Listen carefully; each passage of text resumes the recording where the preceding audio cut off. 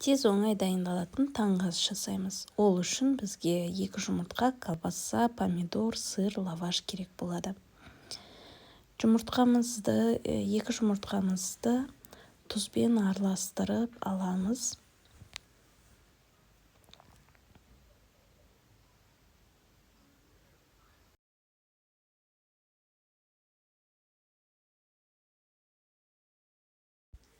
Сосын сковородкамызға лавашты салып, үстінен осылай жұмыртқамызды құямыз.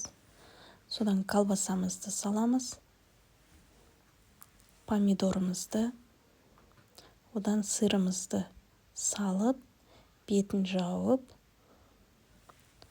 осылай қойып, конверт қылып, бетін жауып, қақпағын жауып, астын басып қоямыз. Асты піскеннен кейін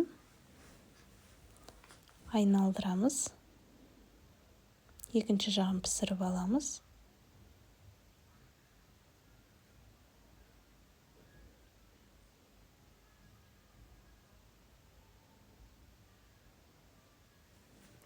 Міне осындай таңғы ас шықты. Ас болсын.